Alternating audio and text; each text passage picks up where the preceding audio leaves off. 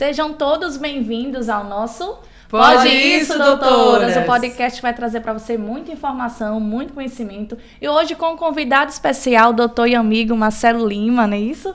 Passa o currículo dele, amiga. Doutor Marcelo Lima, o currículo é extenso, né? Vai demorar um pouquinho. Ele atua há mais de 20 anos no âmbito do direito previdenciário, como professor em diversas faculdades de Maceió. É servidor concursado do INSS há mais de 18 anos. Formado em Direito, especialista na área previdenciária, tem contribuído de forma decisiva através dos meios de comunicação em relação aos direitos previdenciários, participando de diversos programas de rádio e TV. Além de lecionar sobre direito previdenciário, também leciona sobre ética pública e educação. É isso, doutor Marcelo? É isso, sim. Gostaria de agradecer sua presença, né, ter disponibilizado seu tempo. A gente sabe que você é bastante ocupado, vou chamar de você. Nós estamos em colegas. Por favor. Colegas. Queria agradecer sua presença, né, Cátia? Isso. Nós vamos falar hoje sobre o benefício de prestação continuada, que é um benefício assistencial. E a gente fica muito, muito feliz de ter você aqui conosco, porque você sempre é bem transparente e para todos os ouvintes e aqueles também que estão nos assistindo, é fácil lhe ouvir e entender o que você tem para nos passar e ensinar aqueles que estão querendo adquirir ou dar entrada nesse benefício.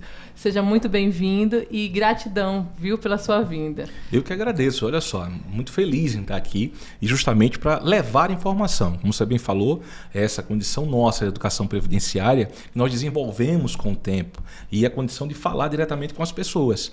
Então, eu sempre me coloco assim, olha, quem está me ouvindo, quem está me assistindo, será que o que eu estou falando aqui ele vai entender? Então, se eu estou entendendo, é possível que ele também entenda, porque a gente tem que trabalhar assim como a educação previdenciária, nessa carreira de professor e levar informação, é um ponto principal. Que a comunicação vai existir quando o outro entende, senão fica só um monólogo, né? Então essa é a ideia principal. E situações como essa, um podcast tão importante assim, que tem tanta gente boa assistindo, a gente não podia ficar de fora. Por isso que o convite para mim foi assim, não tinha irrecusável, né? O convite foi aceito, estamos aqui para isso, para falar um pouquinho sobre benefício. Eu gostaria que você diferenciasse o que é um benefício assistencial e o que é uma aposentadoria, né? Porque as pessoas confundem, elas sempre que estão de benefício assim, do BPC, né? Eles falam, eu estou aposentado. Gostaria que você explicasse a diferença de aposentadoria para o benefício. Pois não, olha só, é bem interessante isso, né? Eu também me deparo com as perguntas, olha, eu estou aposentado pela LOAS, eu fico todo arrepiado. Como alguém pode se aposentar, né? Aí a pessoa, poxa vida, a ideia que ele tem é porque o valor é o menor valor pago, né, que é o salário mínimo. Então, de repente, ele acha que ele é uma aposentadoria. Até porque é feito o requerimento no próprio INSS também. Então, vai ver que essas condições todas, ganhar um salário, ser pedido pelo INSS, usar o mesmo aplicativo, ele entende que é aposentadoria. E chama aquela aposentadoria dos velhos, aquela que não precisa pagar. Aí é que eu fico mais arrepiado ainda. A Previdência, gente, é contributível. Isso quer dizer que eu preciso pagar. A assistência é para quem precisa. Você tem que mostrar a necessidade. O benefício de prestação continuada da LOAS, que até o nome do benefício foi incorporado como a Lei Orgânica da Assistência Social, LOAS, que tem o benefício de prestação continuada, entre outros benefícios sociais. Não é só esse. Mas as pessoas entendem que LOAS é o benefício. Não vamos brigar por isso. Tudo bem, eu quero receber o meu LOAS. Ótimo. A questão toda é que a diferença básica é que o benefício previdenciário gera 13º, por exemplo, e o benefício assistencial não. O benefício previdenciário, ele passa, por exemplo, a condição da pensão. Já o benefício assistencial, não. São situações até que fica fácil de entender. Quando você faz um seguro, não existe seguro grátis. Não é, gente? Seguro. Ao fazer o seguro aqui, caneca muito simpática. Isso, doutores. Aí eu vou fazer um seguro dessa caneca, tá? Vou fazer porque é muito importante, uma lembrança aqui. Aí eu fiz o seguro e estou pagando esse seguro. Porque o que acontecer se alguém roubar, se quebrar, etc., eu vou receber alguma coisa em razão do que eu fiz nesse seguro. Ok. Porém, eu não tenho como pagar o seguro. Aí o Estado vai ser esse seguro. Então, o social só precisa que você tenha a necessidade. E é bem simples, doutor. Olha só. Não só a necessidade de chegar à idade de 65 anos ou mais, ou ter uma doença incapacitante de longa duração por mais de 2 anos. É o critério de renda. E é isso que quem está acompanhando a gente tem que entender. Que INSS malvado negou a pessoa que estava lá precisando, ela não consegue nem andar e tal. Aí você para, peraí, é só ter essa condição? Não, ela precisa, além dessa condição que é muito ruim, né, por óbvio, uma situação de necessidade, é a condição de renda. E quem criou isso não foi o INSS. Aí quando eu falo isso, eu falo, você fica definindo o INSS, é porque você trabalha lá e tal. Eu digo, não, gente, eu sou um legalista. Eu podia trabalhar em qualquer lugar, mas a lei ela é muito clara. A lei diz, olha, só deu benefício se ela provar junto ao CadÚnico, que é a central que você já conhece dos benefícios assistenciais. O que é que ela tem que provar? Que a renda do grupo familiar é igual ou inferior a 1/4 do mínimo, R$ 353 nos valores atuais. Então, se você provar que é igual ou menor, dividindo por todos, você vai ter direito se você também juntar a condição da incapacidade. Ou então a idade de 65 anos ou mais. Não é simples, são 2 requisitos. Aí as pessoas às vezes acham que é uma malvadeza e tal, e principalmente os advogados sofrem um pouquinho. Por quê? Porque na verdade, como advogado, ele não pode ser mais que a lei, né? Basicamente. E só para ter uma ideia da diferença nessa primeira pergunta de um benefício assistencial e um benefício previdenciário, é você entender a origem. Vocês sabiam que esse benefício assistencial, nós prestamos um serviço a outro ministério? Olha só, o INSS, hoje, Instituto Nacional do Seguro Social, faz parte do Ministério da Previdência Social. Ok. Nós prestamos um serviço a um outro ministério, Desenvolvimento Social e Combate à Fome. Esse outro ministério é o dono do BPC. Aí imagine, já imaginou se para conceder o BPC eu tivesse que fazer agências? Foi assim que nós começamos a prestar serviço a outro ministério. O INSS hoje tem mais de 1.700 agências no Brasil. Já imaginou se eu tenho essa capilaridade no Brasil todo? Aí eu tivesse, agora vamos criar o BPC, 1993, Lei 8742, se não me engano. A partir daí, de 93 para cá, eu criasse também agências de BPC. Olha que custo, né? Além do know-how que o próprio servidor já tem. O servidor já tem esse know-how, né, de fazer, enfim. Aí, em razão disso, o INSS presta um serviço a outro ministério. Então, esse benefício nem nosso é, quando eu falo nesse sentido. Só para colocar isso numa condição histórica, né? Eu, como professor, a gente tem essa condição histórica, sempre fica no juízo. Está numa aula. Fica no juízo da gente. Volta um pouquinho você para acompanhar com a gente o seguinte. Lembre-se que você tem a Seguridade Social. Eu costumo dizer, meus alunos, olha, INSS é o quê? Aí a pessoa fala, Instituto Nacional da Seguridade Social. Eu digo, rapaz, você faltou a aula. É Seguro Social. INSS, Instituto Nacional do Seguro Social. A seguridade são 3 coisas, saúde, assistência e previdência. A previdência é a aposentadoria, a assistência é o BPC-Loas. Então aí você começa a entender que até saber o nome do lugar onde você pede o benefício já responde sua pergunta. Lá eu ofereço seguro e não tem seguro grátis. Todo seguro é pago. A Constituição já tem essa condição também, né? Então, basicamente seria isso. A diferença dos dois é que você tem a necessidade para ter direito. O outro você tem que pagar para ter direito. Hoje, hoje já podem ser acumulados os benefícios com o Bolsa Família, não é? Anteriormente, a pessoa que tinha adquirido o BPC, ela tinha automaticamente era acessada do Bolsa Família. Hoje existe uma medida provisória que é permitido a pessoa que requerer o BPC continuar recebendo o Bolsa Família. Eu não sei, há uma redução de valor, sabe dizer se é uma redução de valor, se eles continuam recebendo os mesmos valores anteriores, o BPC e o acúmulo do Bolsa Família? Perfeito, isso é muito recente também, tem muito pouco tempo, e antes não podia de fato, né? Você não podia ter 2 benefícios assistenciais para a mesma pessoa.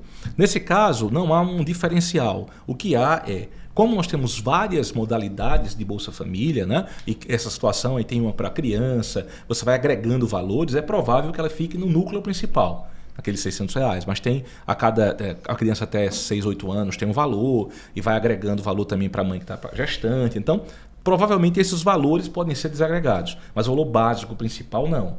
E uma pergunta que eu sempre faz, eu tinha e perdi, posso? Não, é uma condição nova, né? Essa condição de você ter o benefício é você manter o benefício. Então o BPC tem essa condição também. Como a legislação é muito, vamos dizer assim, mutatis mutandis, muda sempre. A legislação é muito legal, assim, porque eu falo legal no sentido de gostar de estudar. Aí, quando você fala na pessoa com deficiência, que é um tema que é muito em voga, né? Então você tem houve uma reparação, na verdade, lá em 2003, quando nós tivemos a mudança e trouxemos o direito para as pessoas com deficiência, a redução, por exemplo, do tempo e da idade. Então houve a Constituição já previa isso. Desde 88, veja que atraso. Um atraso gigantesco. já se previa na Constituição, está lá no artigo 201, parágrafo 3º, fala, as pessoas que tenham, ninguém pode ter diferença, não pode ser desigual em nenhuma situação, exceto as pessoas, né, com deficiência, claro, né, e em condições especiais. E de 88, só em 2003, muito mais lá na frente, é que você conseguiu ter uma lei específica, uma lei complementar que trouxesse essa condição. Houve um prejuízo histórico aí gigantesco. E por que eu citei isso? Mais na frente, algumas deficiências tiveram que ser reconhecidas por lei, uma coisa que eu acho absurda. Mas a lei, enfim, ainda bem que veio. Vou dar 2 exemplos práticos aqui. É muito simples. Um deles foi a visão monocular reconhecida como deficiência. E a outra foi a surdez também. A condição individual, surdez que não é nos 2 ouvidos, um só. Agora, o ano passado, em dezembro do ano passado, é que isso passou a ser reconhecido por lei. Gente, é uma demora natural para as coisas que são óbvias. De certo modo, existe. Ainda bem que, né, alguém mais cedo ou mais tarde acorda. A gente precisa só conseguir que mais pessoas acordem mais cedo, né, para ajudar as pessoas. Marcelo, falando sobre sofrimento de advogado, vamos falar sobre um tema que tirou o nosso sono, pelo menos o meu, porque era cliente ligando à noite, de madrugada, até pessoas que eram aposentadas, não era BPC, querendo saber sobre o bendito pente fino do INSS. Eu queria que você trouxesse mais sobre esse tema para acalmar as pessoas e direcionar, de fato, os que precisam se preocupar. Olha só, é muito excelente sua pergunta, porque chega para a gente também. Então, assim, foi criada uma ferramenta de consulta que não precisa de senha, não precisa de nada.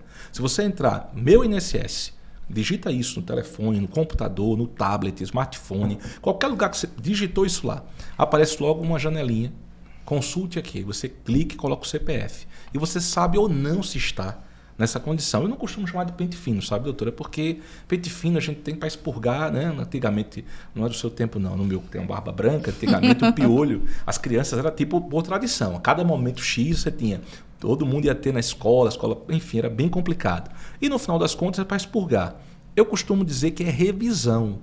A revisão você vai verificar um momento em que já existiu e se agora ainda existe. Então, o termo mais correto seria revisão, mas popularmente é pente fino e pronto, não tem jeito, colocou esse nome. Mas nesse caso específico, além de ter essa ferramenta de busca, que cada pessoa que tem essa dúvida, primeiro, foi só inicialmente os benefícios assistenciais. Quem está aposentado, pensão, esqueça, não tem nenhum problema, tá? Agora, no assistencial, a verificação é técnica, porque se existem requisitos, lembra que falamos aqui que são 2? No caso do BPC, então você tem um requisito de renda, né? E um requisito que se distribui também em 2. Um é o critério etário, ou seja, você tem que ver a idade de 65, e o outro é o critério da incapacidade superior a 2 anos. Então, o que vai ser verificado é se a pessoa ainda se encontra nessas condições. A condição de renda e também a condição. A idade não tem como, né? Porque tem como aquele filme do Benjamin Button, né? Só ele que vai. Não tem como mais não. Tirando a ficção, na vida real não tem. Mas tem o critério renda. E o critério renda é sim fundamental. Não é à toa que a revisão é bianual. Em algumas situações que escapa isso, é que é feita essa condição. Né? Então, o pente fino, como chamam, que eu chamo de revisão, ele é necessário para que a gente mantenha os requisitos. Porque não há recurso infinito. Né? É uma condição que você tem que entender. Quer dizer, nós temos que entender. A Constituição já traz isso. Olha só, lá, isso não foi de agora não, foi de 65. A emenda 11 de 65, ela trouxe assim, que nenhum benefício pode ser majorado, estendido, né? Desde que não tenha fonte de custeio. Então, se eu não disser de onde vem o custeio para dar benefício, eu não posso dar o benefício, é inconstitucional. Porque imagine, por que não baixar a idade para 60 do BPC? Porque se eu fizer isso, eu tenho que dizer de onde vem o recurso para pagar essas pessoas. Então, não é uma malvadeza, não devia ser com 50, agora estou todo quebrado, calma. É uma condição toda de legalidade. E explicar a legalidade de forma simples não é uma missão, né, tranquila, é uma missão que requer muito cuidado, porque às vezes parece que você está inimigo da pessoa. Então tem que ter esse cuidado. E os advogados sabem disso. Você falou que e tira realmente porque eles ficam ligando, não é? E essa comunicação, programas como esse, aqui, podcast como esse, tem esse papel. Porque quem vai assistir agora já sabe que não precisa se preocupar. Primeiro você não deve. Eu fiz até um vídeo explicando como é que ele pode consultar. É bem didático, como é que o acesso pode ser até pelo celular. Conforme você falou, coloca lá o meu INSS, o CPF já lhe informa se você está passando por essa revisão ou não. Mas também houve agora um novo decreto, uma nova norma, onde a partir de 1º de setembro, vai ser necessário, aqueles que forem requerer o benefício assistencial, a biometria, né? Eles vão precisar, o representante, ter a biometria.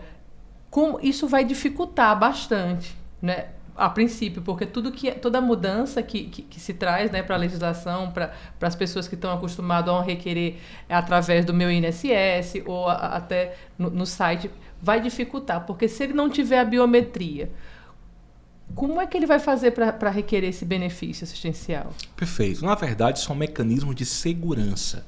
Vou passar dados para vocês. Imagine só. Imagine que eu tivesse uma empresa com 40 milhões de empregados. Imaginou essa empresa? Ok. E que tem uma folha mensal de 70 bilhões de reais. O nome dessa empresa é INSS. Notou como é simples? Eu tenho 40 milhões de pessoas que recebem benefícios. Eu pago uma folha de 70 bilhões de reais. Então, a partir daí, eu tenho que ter mecanismo de segurança para que eu pague as pessoas certas, as pessoas que têm realmente o direito, e não aquelas que tentam burlar. Então, quando se cria um sistema desse, é justamente, eu costumo dizer, onde tem placa tem história. Já imaginou, tem um sofá aqui, tem não sente. O sofá está em exposição, mas está escrito não sente. Precisaria de uma placa para dizer não sente um negócio que está em exposição?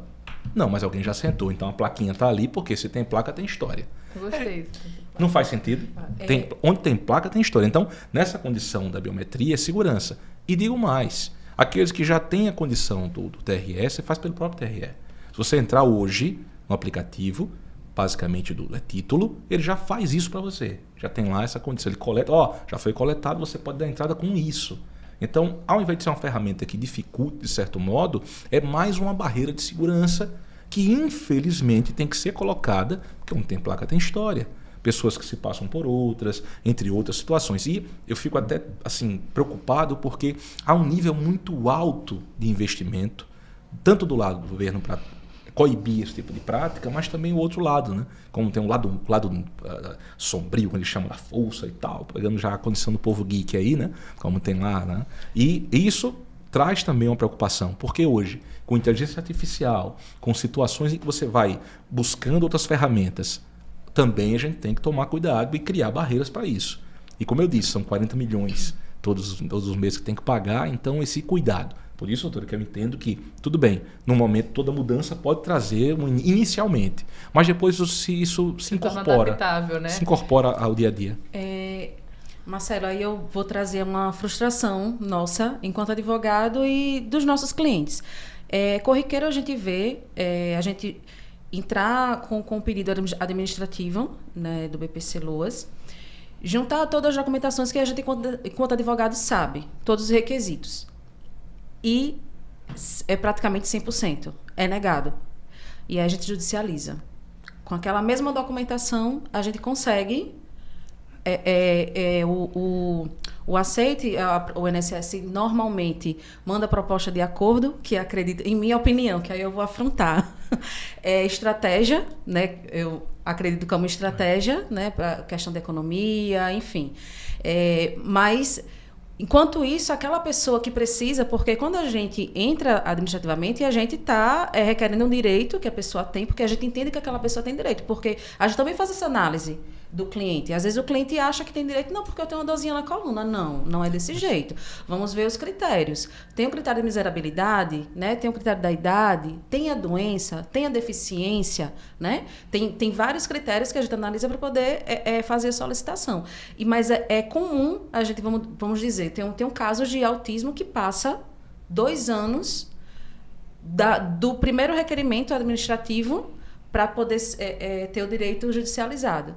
Aí eu queria que você me dissesse, me desse uma resposta de que por quê, com aquela mesma documentação, o mesmo laudo, os mesmos documentos que a gente fez ajuntado administrativamente, o porquê a gente só consegue judicialmente?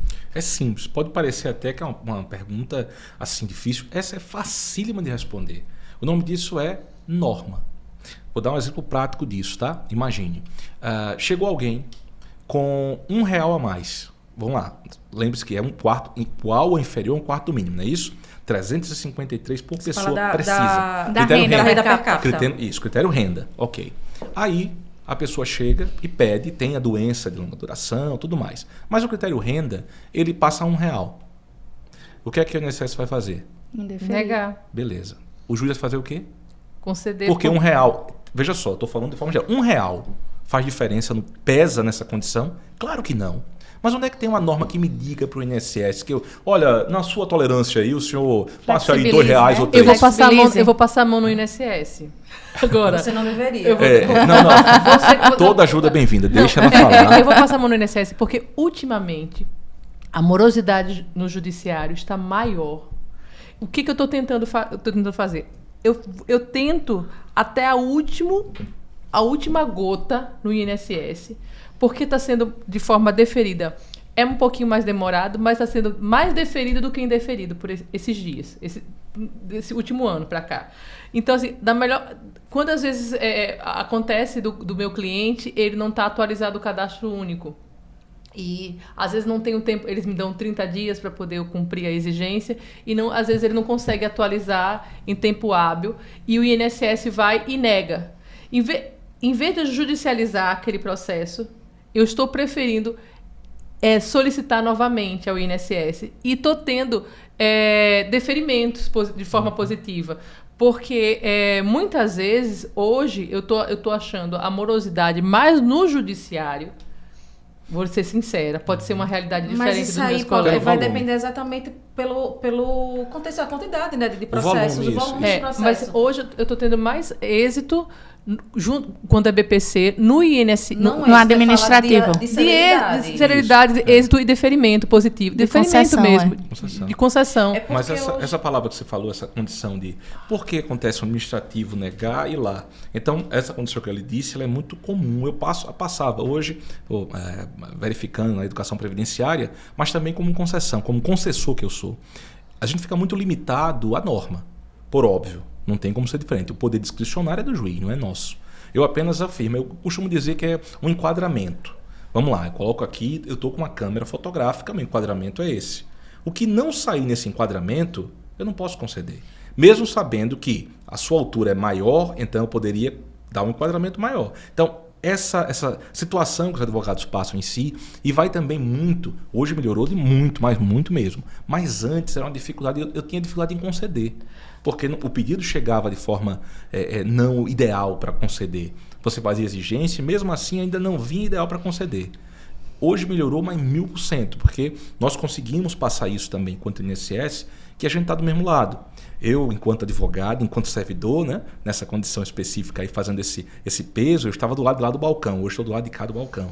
Eu não advogo, basicamente. Essa conexão, aula. Doutor, entre o INSS e o cadastro único, eu acho que está sendo mais rápido a concessão pelo INSS do que pelo judiciário, porque o judiciário hoje ele está nomeando um perito para que o perito vá no local para comprovar, mesmo eu colocando o cadastro único lá no meu processo de solicitação de BPC no judiciário, o juiz, mesmo ele passando na perícia como incapacidade, o juiz está nomeando, em 90% dos casos, um perito ou um oficial de justiça para ir até a residência daquela pessoa, para verificar se aquela pessoa mora lá, para poder averiguar. Isso leva mais tempo e demora mais. Então, por esse motivo que hoje eu estou preferindo...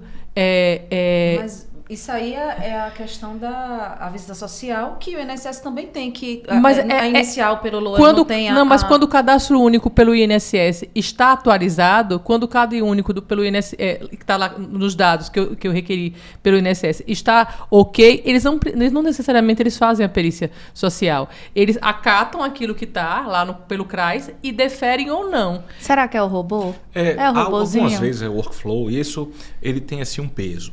A ideia é que a gente tem até nos próximos 5 anos chegar aí a 8 em cada 10 serem feitos de forma automatizada. A automatização é uma realidade, hoje está na casa dos 4, chegando para os 5, né? Quase metade dos processos. E essa entrada do processo, eu costumo dizer que é sempre, nas aulas que eu sempre posso ministrar com as pessoas, com os advogados, com os alunos, com as faculdades, eu falo, olha, cadastro é vida. Cadastro é vida. Não entre com nenhum processo de requerimento administrativo sem antes tratar o CNIS, o Cadastro Nacional de Informações Sociais. Gente, tudo migra dali. Se tiver qualquer situação de pendência, né, costuma ter geralmente as pendências, né, com P de problema, lembra? Tem um PEST lá, período extemporâneo. Né? Você tem o I, que é só um indicativo. E tem um A, que é de acerto. Se tiver A, maravilha. Ótimo, alguém já consertou. A CRVT, tudo for com A. Eu costumo dizer que é a PIA. Não tem a PIA? P de problema. O I, que você tem lá, de advertência. E o A, de aprovado. Então, quando você vai olhar o CNIS, veja a PIA. Se tiver o P de PIA, não dentro, conserte primeiro. Essa é uma dica legal, assim, porque aí você consegue, o robozinho trabalha suave, porque ele vai lá, a primeira coisa que ele vai olhar, tem pendência? Não tem, só tem IA. Pronto, aí, opa, aqui já pode ser. Mas quando tem, ele fala, olha, vai para outro caminho. E às vezes é algo tão simples. Um fechamento de período, por exemplo, de contrato de carteira. Tem casos que não é incomum, pego vários casos assim, que a data de nascimento da pessoa, eles colocam como o primeiro trabalho da pessoa começou no ano do nascimento. Então, Dona Maria nasceu em 1970, aí aparece o primeiro contrato dela com início em 70. Há muito erro de nome também, né? Até os bancos às vezes não querem pagar. Exato. Porque o cadastro que está no INSS do benefício é diferente do que tá na identidade da pessoa. Tem casos também que o cliente ele vai receber o pagamento, o primeiro pagamento do auxílio, do benefício, e chega lá no banco, o banco diz, olha, não vou pagar porque os seus dados cadastrais estão divergentes. Então, isso. Assim, e leva porque você vai pedir uma atualização, vai levar um tempo, uma morosidade. E a tendência é que isso deixe de acontecer porque tudo é a origem dos dados. Por exemplo, agora você tem a carteira digital. Então, os dados são digitais, já nascem digitais. Então, a chance disso acontecer vai cair, mas muito. Não tem ninguém digitando, ele vai migrar. As informações migram, né? E se a primeira estiver correta, está tudo certo. Então, para os advogados, quem está atuando especificamente na área, esse cuidado com o cadastro é a primeira coisa. E na sequência disso, claro, atender. Se você sabe que o servidor segue uma norma e essa norma ela é pública, você sabe, então, teoricamente deveria saber o que juntar. Não, Marcelo, mas eu junto lá e eles negam só por maldade. Rapaz, não é bem assim não, olha. Ou é o robozinho que fez por alguma coisa e você pode corrigir, ou pode ter alguma situação em que escapa da norma. Né? Por exemplo, colocar pensão por morte é muito comum acontecer. Na pensão por morte, você tem que ter hoje, depois do decreto 10.410 de 2020, 2 provas de dependência econômica. Eram 3, baixou para 2. Você bota só uma. A gente pede exigência, você não faz ou não tem. Não vai ganhar, vai indeferir. Aí você vai para onde? Pede uma justificação administrativa. Aí não traz, enfim, vai indeferir. Quando você vai para o judiciário, é diferente. Essa regra das 2 provas geralmente não bate. Né? Ele tem outras formas, por exemplo, foto, vídeo, tem condição de provar. No judiciário, com o administrativo, você pode colocar foto do que for, do Réveillon, e romântica, não romântica, não importa, porque ali não tem na norma, não tem dizendo aceite prova dando selinho. Não tem. Notou? Não tem. E por isso, aí nesse caso, não é como eu disse, porque eu sou trabalhar lá, não é, gente. Olha, existe uma coisa chamada norma e o servidor fica limitado a ela. Então eu não posso dizer que é o servidor e tal. Claro que tem falha em todos os lugares, porque, por exemplo, enquanto tem gente que estuda, que busca, outros vão se deixando levar. Isso é fato, acontece em todos os lugares. Mas a correção nossa ela é um pouco diferenciada. Hoje nós temos ferramentas internas de controle de qualidade de processo. Nós temos isso, não é de agora, já tem quase 10 anos que começamos a fazer. E essa condição a gente chama de SuperTech. O SuperTech funciona, ele faz por triagem e eu pego todos os processos que a doutora fez. Eu faço uma triagem, o que ela negou, o que ela concedeu. E nessa triagem eu verifico, olha, está incorreto aqui, você indeferiu, mas não era para indeferir. Retome e faça. Então hoje eu tenho já uma ferramenta que me dá uma qualidade do indeferimento ou do deferimento, mas dentro da norma. Não quer dizer, porque muita gente confunde isso, tá? Não é justo ou injusto, é a norma. Tem coisas que a norma faz que eu considero injustas. Tem coisas que a norma faz que eu falo, isso aqui é justo. Tem que ter um parâmetro, né? Para fechar o raciocínio, só para você entender, eu falo assim, vamos falar do seguro-desemprego. O seguro-desemprego tem um limite de 2 salários, né? Assim, que recebeu aquela média, tá. Mas aí eu fiz a média, deu 2 salários e 1 centavo. Eu vou pagar? Mais 1 centavo? Aí eu vou ser bonzinho, né? Não, deixa para lá 1 centavo, paga ela. Ok. Aí amanhã vem essa outra moça com 2 centavos a mais. Essa vem com 3, outra com 4. Eu vou parar quando?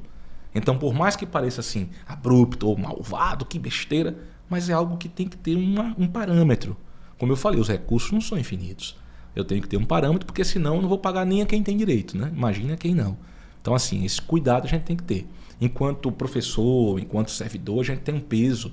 E eu costumo ter esse cuidado na hora de explicar as coisas, porque, como eu disse, né, de acordo com o que você fala, ou como você fala, a interpretação que você faz é outra. Eu vou fazer uma pergunta bem importante, que eu acho que muitas pessoas que são mães, que têm filhos que recebem um benefício assistencial, ficam na dúvida. Existe uma mãe que ela tem um filho, né? Ela vive dessa renda do BPC, ela e o filho, e só que ela sabe que o filho, ele pode estar apto, quando ele completar a maioridade, para ser inserido no mercado de trabalho. Essa mãe, ela pode, que tipo de contribuição ela pode fazer para que o benefício assistencial dela não seja cessado por conta da contribuição e para que ela no futuro ela venha poder requerer uma aposentadoria? Excelente pergunta, é uma dúvida de muitas pessoas, né? É pacífico hoje.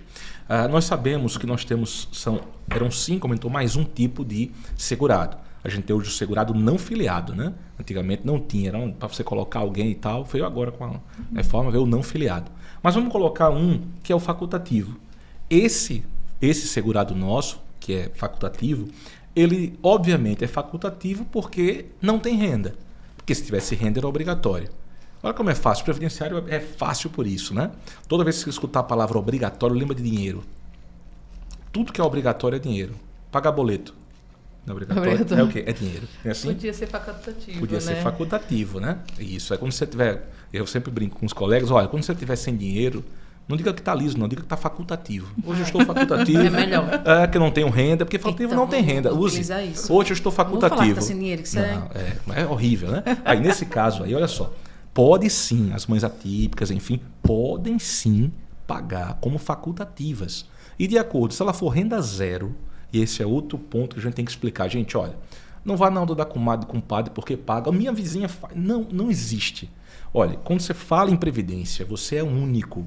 Até se fosse gêmeo univitelino, você ainda ia ser diferente para a Previdência. Cada um tem um papel, uma história. O que serve para um não serve para outro. A Previdência não é comparativa. Ela é individual e única. Então imagine, a situação, a pessoa vai pagar como facultativa e o facultativo tem 3 modalidades. Eu tenho o facultativo que alguém paga para ele. Todo mundo sabe que facultativo não tem renda, então eu não pago para mim, alguém paga para ele. Eu tenho o facultativo que paga a alíquota de 20%, aqui paga a alíquota de 11%. E foi criado uma alíquota de 5%. Nesses 2 casos aqui, de 20 e de 11, não há nenhum critério. Eu tenho alguém, um estudante, ou de casa, um desempregado, eu vou pagar para essa pessoa. Posso pagar 11%, posso pagar 20%. Mas eu tenho uma pessoa que ela tem uma renda zero. E o marido ou mulher pode ganhar até 2 salários. Foi criado o facultativo baixa renda, que vai pagar 5%. O que é que muita gente pensa? Eu quero pagar o valor do Bolsa. Valor do Bolsa? Não tem valor. Que bolsa? É isso bolsa que de falam. valores? É bolsa de quê? Não tem bolsa, gente. Só que há um critério para você pagar os 5%. Você tem que dar renda zero. Mas não precisa nem ter bolsa. Você pode ter nada. O critério é renda zero. Quem é que vai dizer isso? É o CadÚnico, que é o mesmo lugar onde faz o bolsa. Aí cria confusão. Tem gente que pega o código 1929, que é o código do facultativo baixa renda, e começa a pagar porque tem bolsa. Quando precisa do benefício, ele não sabe que tem que validar no aplicativo ou em outro meio. Essa condição tem que ser validada. Se ele não fizer isso, vai ter que pagar a diferença.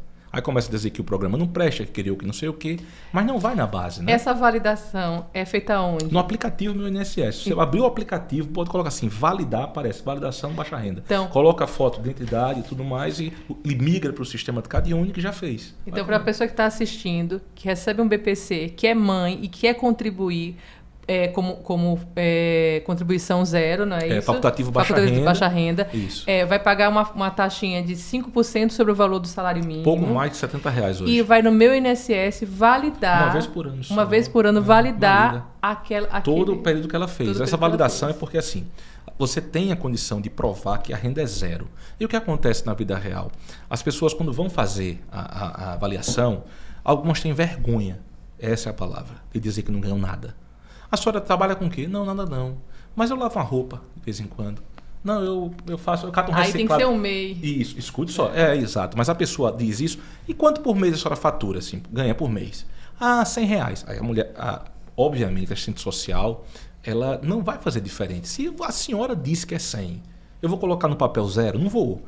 Mulher, sem mesmo, certeza. Bota aí, bota R$100. Aí ela sai de lá achando que a renda dela é zero. Na cabeça dela é zero, porque ela achava que é zero, mas ela falou que era 100. Aí quando vê isso, quem leva a má fama é a assistente social. Que não tem nada a ver com isso. Gente, olha, eu costumo dizer que eu não seria um assistente social. E vou dizer por quê. Para ser assistente social tem que ser alguém que tenha, tipo assim, tem que ser de homem de ferro, de mulher de ferro para cima. Tem que ter assim um escudo forte.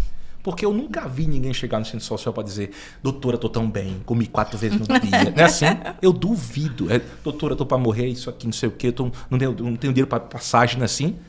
Se a pessoa chorasse, eu chorava junto. Que eu sou dava logo, tirava o que eu tivesse e dava. Mesmo ela mentindo, às vezes. Porque não tem como ter esse parâmetro, né? Então eu não tenho essa condição humana de ser um assistente social. Porque eu sou fã desse profissional aí, sempre você. Porque tem que ter uma condição muito diferenciada. Pensando assim, ela não vai fazer o mal para quem está na frente. Se a pessoa realmente tem zero e disse isso, ela tem um discernimento. A senhora... Não, mas isso não vale não. A senhora faz sempre isso? Não, minha senhora, é uma vez no ano. Tá. Não, então bota 0. Se isso acontecer, você pode pagar o facultativo baixa renda. Aí, essa validação, como é que funciona? Eu faço um batimento. Olha, a senhora não falou que era 0? Beleza, daqui, vai lá, valida. Quando você faz esse requerimento de validação, ele vai migrar no CAD único. Olha, a dona Maria falou que era 0, é 0? Boa, valida tudo. Aí chega lá, ela falou que não era, falou que era R$10. Opa, não valida nada. Então a validação é para isso, é para garantir que só tenha direito aquela pessoa que realmente enquadre nessas regras que foram colocadas. Né? Então a mãe, resumindo, essa mãe pode e deve até pagar, com um detalhe muito específico e especial. Se ela precisar do benefício, aí não é mais assistencial, é previdenciário. Aí vai ter o choque de renda. Suponha que essa mãe adoeça, e não é difícil acontecer. Aí ela pede um benefício e ganha 1 ano, então a renda agora do benefício dela vai ser redistribuída pelo número de pessoas da família BPC. Só para vocês saberem, tem a família BPC e a família do Bolsa, são coisas diferentes, tá? Então a família BPC vai entrar pai, mãe, filhos, né? Maiores que morem com os pais, solteiros, né? Padrasto, madrasta na ausência dos pais e só. Não entra avô, avó, primo, enteado, não, agregado. Né? Então é uma diferença a família BPC da família CAD único, família que você vai ter para o benefício Bolsa Família, por exemplo. Então isso é muito importante de dizer. Tem gente que não vai fazer o CAD único porque na casa mora ele, a mulher, o filho, a nora, a sogra, a comadre, o pai. Ele disse, não dá não, porque minha comadre ganha 3 mil, né? E a comadre está aqui. Sim, mas a comadre não vale. Não vale, a comadre não entra no grupo. Para os fins do BPC. Muitas pessoas têm essa dúvida. Não é? Ô Marcelo, e levando em conta o tema que a gente vai trazer hoje, né, que é os benefício assistencial para a pessoa com deficiência, e a gente sabe que toda aquela pessoa, né, com deficiência, para que ela não viva em situação de miséria, ela tem direito ao LOAS. E aí a gente queria saber de você, enquanto servidor, a dica que você dá para a pessoa, né, para aquela mãe, para o advogado, das documentações necessárias, do caminho correto a seguir para poder requerer esse benefício. Porque, como questionei aqui, não, a gente sabe o caminho, a gente sabe a documentação, a gente sabe que precisa de um laudo, a gente sabe que precisa de documentos, né? Laudo, documento, ser escrito no CAD único, a situação de miserabilidade, tudo isso são critérios para poder requerer o LOAS. Mas aí existem outros critérios que, de repente, esteja, né, na análise do próprio INSS para poder conceder esse direito. E aí, enquanto você, enquanto servidor, para dar esse caminho para a gente, tanto para os advogados que estão assistindo, quanto para as mães que sozinhas, né, de repente, consiga, que a gente sabe que muitas pessoas têm limitação de utilizar a internet, não sabe juntar a documentação, por isso que nos procura para fazer esse requerimento, mas para que facilite, né, no caso, o caminho das pessoas para poder fazer esse requerimento junto ao INSS. Perfeito, olha só. Inicialmente, como eu falei, a documentação básica, tal qual você tem o CNIS, que é para as pessoas que contribuem, você tem o CAD único para aquelas que são do social. Então, o primeiro passo que eu poderia dar a dica é verificar junto ao CAD único se ele está atualizado e com o grupo familiar correto. É o primeiro passo.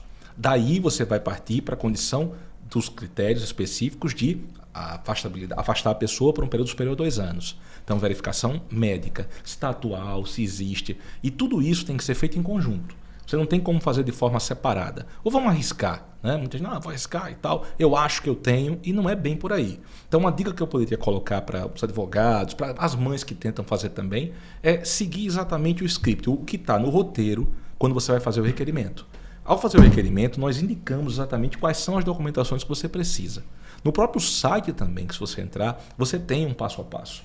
O que às vezes falta, ou às vezes a pessoa não tem esse conhecimento que agora está tendo, que isso é livre, colocado à disposição da população de graça, e às vezes não sabe. Se você tiver o site do INSS, ele é riquíssimo. Nós temos hoje uma portaria que traz também toda essa condição e uma instrução normativa. 128, onde você pode entrar agora, portal, portaria, bota portal IN 128. Digite isso aí no Google. Portal, vou fazer, não é comercial do discador, de consulta, não, que é o mais comum. Qualquer um que você queira, não precisa ser o Google, não. Bota lá no seu pesquisador favorito e escreva lá. Portal IN 128. Ela vai aparecer para você toda a norma atualizadíssima do que a gente faz, do que a gente pede para cada um dos benefícios que a Previdência tem. E inclusive os que a gente presta serviço. Aí você tem lá, inclusive, os anexos. Não precisa pesquisar. Anexos de procuração, de requerimentos. Tem os termos já prontos, só preencher, não é verdade? Exatamente. Então, essa ferramenta para o advogado, principalmente, e para a população em geral, porque é livre. E vou contar uma história para vocês. Olha só. Esse portal nasceu só para servidor. Só podia ter acesso ao servidor. Mas aí chegou... Agora é transparente. Não, chegou a um ponto, não é nem pela transparência em si.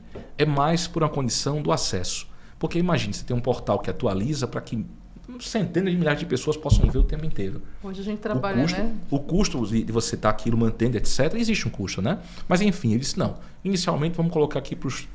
São hoje uns 25 mil servidores, vamos colocar para eles. Mas chegou o governo e pensou assim, a direção hoje, na época, né, que não é de agora isso, chegou e disse assim, peraí. E teve coragem e falou, não, negativo, isso aqui, quanto mais pessoas souberem como é, mais fácil vai ser conceder o benefício. Uma ideia, assim, brilhante, né? Óbvio, quanto mais pessoas conhecerem, mais fácil vai ser saber como vai pedir, e uma vez que isso aconteça, o direito chega a quem precisa. Aí liberou geral.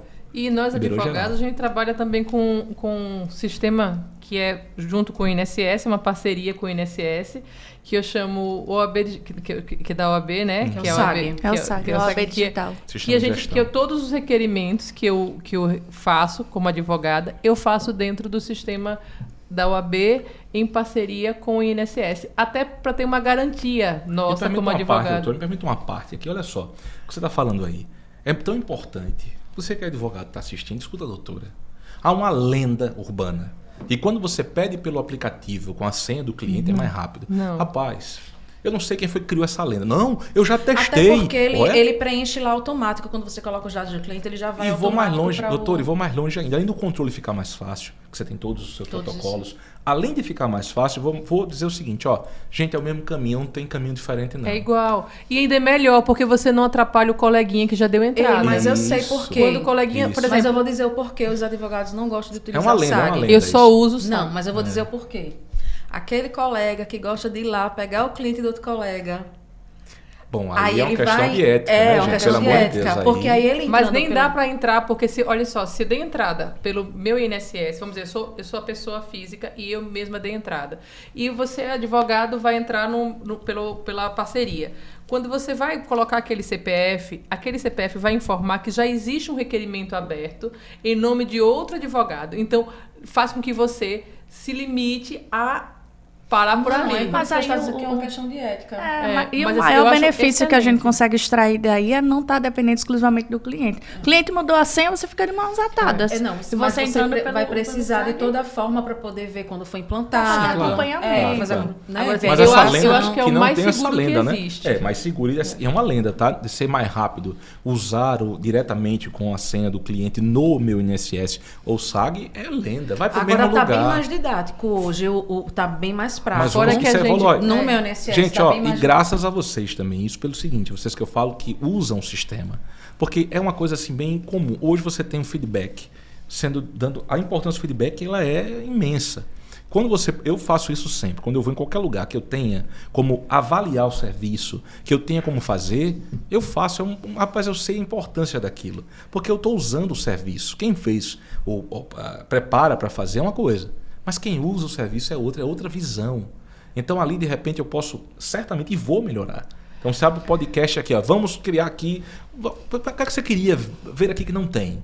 Ó, eu queria ver aqui, sabe o quê? Vamos sortear uns copinhos. Tão lindo esse copinho, pode isso, doutor. Vamos sortear, bora. Opa, não pensei nisso. Para fazer essa propaganda, viu? Não tenha dúvida. Ó, vamos sortear uma caneca tão simpática, vamos sortear. Aí alguém que está assistindo colocou lá, doutor, eu queria ter uma caneca daquela, tão bonita. Tá, vamos sortear. Quem assistir aqui, cria uma regra que seja simples e, enfim, acessível para todo mundo, né? E no final das contas, você nunca pensou em algo assim, que você vai ter, de repente, isso aqui na casa de alguém que foi impactado pelo que você viu aqui com a gente. É verdade. Então você começa a marcar isso. Tão simples, né? Mas... E você é uma lenda pra gente. Que a maioria dos clientes que chega até a gente escuta, eu vi o advogado, eu vi o gerente do INSS na rádio, vi na televisão, eu tenho direito a isso, eu tenho direito a isso, e você acaba trazendo esses clientes pra gente. E uma forma de agradecimento, a gente escolheu você para estar aqui nesse momento, para trazer todas essas informações. Nosso tempo está acabando e eu quero lhe dar esse espaço para você falar o que você quiser, uma mensagem para as pessoas que estão nos ouvindo. Pode ficar à vontade. Obrigado, doutor. Então, olha só, dizer que vocês aproveitem esse espaço, esse canal. O podcast foi criado certamente com essa intenção. Trazer pessoas aqui que vão agregar valor para você no seu dia a dia, informações que você pode, inclusive, checar. Quando a gente está falando aqui, algo público, algo que você pode checar e usar. O mais importante é ter essa consciência. Primeiro, nós somos parceiros. Olha só, não existe INSS, advogado, cidadão. É uma coisa só. Eu, como advogava na época, né, agora como eu disse, eu estou do lado de cá do balcão, a pessoa chegava lá, eu como advogado, aí fazia a condição de chamar as pessoas, antigamente sou desse tempo, de chamar, né? Fulano, vem cá, fulano contra o INSS. Beleza, aí o contra? Não. O senhor é contra ou a favor? Digo, eu sou a favor. E cadê o contra? Não tem, eu também sou a favor. Porque qual é a finalidade do INSS? Conceder benefício, não é assim? Uhum. Como ele se equivocou e não concedeu, eu vim aqui para ajudá-lo a fazer o que ele faz. Aí eu parou assim. Mas o senhor é a favor ou contra? Eu digo, meu amigo, eu sou a favor. Mas o senhor bota aí que está contra, mas não sou contra. Então essa consciência tem que ter. Estamos todos no mesmo lado. Todo cidadão tem que ter esse pensamento. E com o espírito desarmado. A previdência é sua. Você contribui para isso. É um seguro que é seu. E cada vez mais a gente tem a tendência que isso aconteça de forma natural, né? Porque o benefício vai chegar. A tecnologia está aí para isso, né? Quem não sabe usar o aplicativo vai ligar para 135 ou vai marcar para ir presencial, vai procurar os colegas advogados e tudo isso é natural. Por quê? Porque a principal finalidade é garantir que o direito chegue. E isso, eu sou assim, alguém que defende firmemente isso, seja em qualquer lado que eu tiver. Porque no final das contas, eu também sou cidadão, né? Eu tenho essa condição de imaginar quem está do outro lado. Eu gostaria muito que ele tivesse a mesma consciência de saber que tem um servidor público. Eu escolhi ser servidor público, ninguém me obrigou. Então eu tenho por obrigação ser servidor. E o servidor tem as suas regras, os seus limites. Perfeito, só Deus, todo mundo sabe disso, né? Mas tem que se buscar o mais possível atender o que as pessoas precisam. Então essa seria a mensagem que você usar, pode assistir quantas vezes quiser, indica para um amigo, manda o link disso aqui para todo mundo ficar sabendo, que é muito legal, né? Compartilha, vai lá nas redes sociais, né? Bota aquele likezinho legal ali, porque isso fortalece muito. Aí mais pessoas vão saber que a gente está aqui em defesa deles. Perfeito. Obrigada, Obrigado mesmo, tá? Obrigado mesmo. Valeu, gente. Até a próxima.